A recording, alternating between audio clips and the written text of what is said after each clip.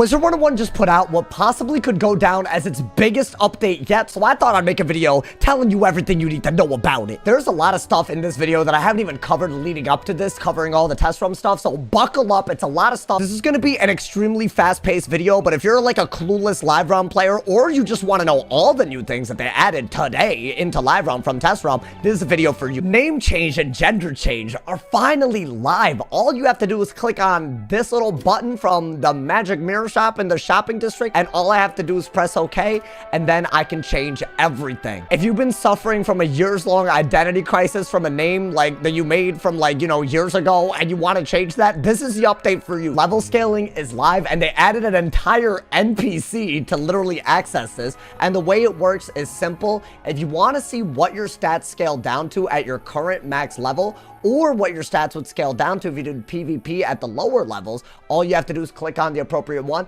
Let's say that I wanted to do level 100 PvP as a level 160. I can level scale my stats, see what they look like. They look a little donkey ass compared to usual. My health is low, but now I can PvP as a level 100 and know what stats I'm going to be using. So now everyone can PvP at any level if they're high enough level. There are some potential pitfalls with this. A lot of people are saying that it's easier to get very, very good stats even after they're scaled down if you run into like a legendary league, for example, as a max level. And what this exposes is that at lower, you know, leagues like level 50 PvP, level 60 PvP, the gear that's available probably doesn't let you reach max damage as easily as max level, even though the max damage at those levels is, you know, quantifiably lower. If these leagues really do start popping off because so many more people are entering them, there might actually be more gear, more templates, stuff that we've kind of become, you know, used to as, you know, max levels. The dual blades are officially in, and now that we see them, a lot of people have a lot of stuff to say. Here's one tweet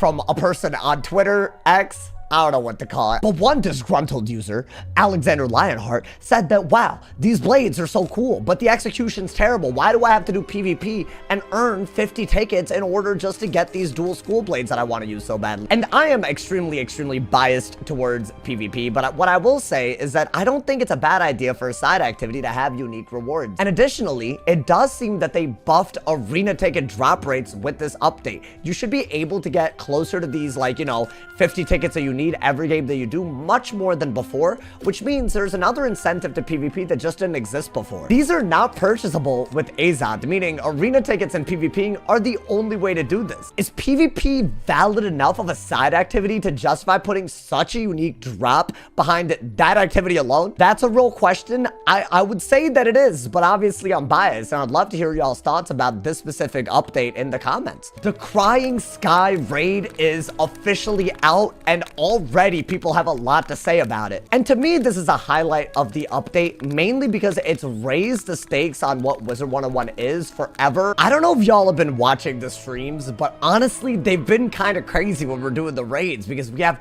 12 people talking and we're trying to figure out how to unlock a boss that nobody in the world has ever fought yet. And this boss right now is in Live Realm with gear that's actually extremely good for every school, especially if you want a PvP. And still, after weeks, nobody knows how to beat it. I think the last time that, to me anyways, I felt like this happened was like around when like Darkmoor came out, and for the first few days of test realm, people were like freaking out because they couldn't beat it as easily as they thought they could. People had to come up with strategies, people had to, like, you know, really work around it. It actually took a while before people defeated the final boss of the update that came out. And the raids are like that, but on like crack, because like literally we haven't seen the boss. It's an extremely hard dungeon to even unlock the boss in, and we haven't even seen the gear that the boss drops, and the strategies leading up to the boss are still under construction, basically. I don't know, to me, there's something really exciting about them adding something so difficult that people are still strategizing around it. I don't know, man. I just feel like that's really cool. It does raise the stakes, and I feel like this could be the first boss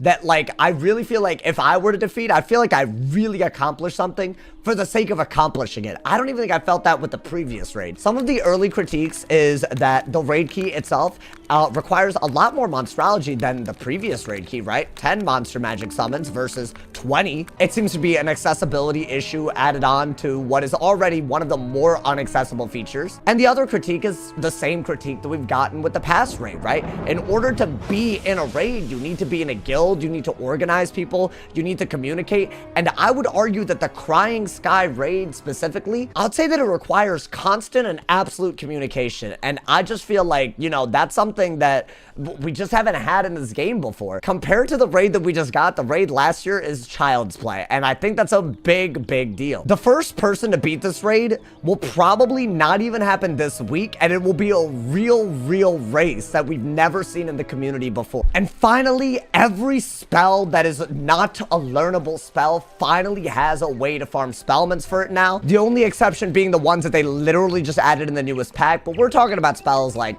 Catch of the Day, Burning Rampage, Sacred Charge, and Headless Horseman. These now have gold key bosses. Keep in mind that if you have Catch of the Day or Sacred Charge trained as a Storm or a Life, you will not be able to use it till you upgrade it once, because the base form of it is no PvP. What's worth mentioning though is that Catch of the Day does give chromatic blades, meaning these 45 blades that you get 2 of after hitting are based on your school, which means that these are the most powerful blades that you can access regardless of what school you're in. That means that Catch of the Day is worth farming on literally every single wizard, so if you haven't already, grab a gold key, grab some friends, and farm it. They gave the same treatment of Burning Rampage and Sacred Charge, and the only surprise here is that Headless Horseman, which was given a Spellman source, is still being kept as a holiday spell, meaning if you're a Death Wizard and you're looking for Headless Horseman to upgrade, you're gonna have to wait until Halloween, but you will be able to farm a gold key for it, meaning Headless Horseman will be upgradable and farmable for Spellmans for the first time ever this Halloween. As far as where you actually farm for these Spellmans, you're probably like, yo, I have a key, where do I go? They didn't actually add any new bosses to farm, they just added these Spellmans as drops from gold key bosses that already exist. So if you want Sacred Charge or Burning Rampage, you're gonna want to farm, I believe it is Lambent Fire, I don't know, it's the Avalon one, and Catch of the Day is farmable from Tokanobu.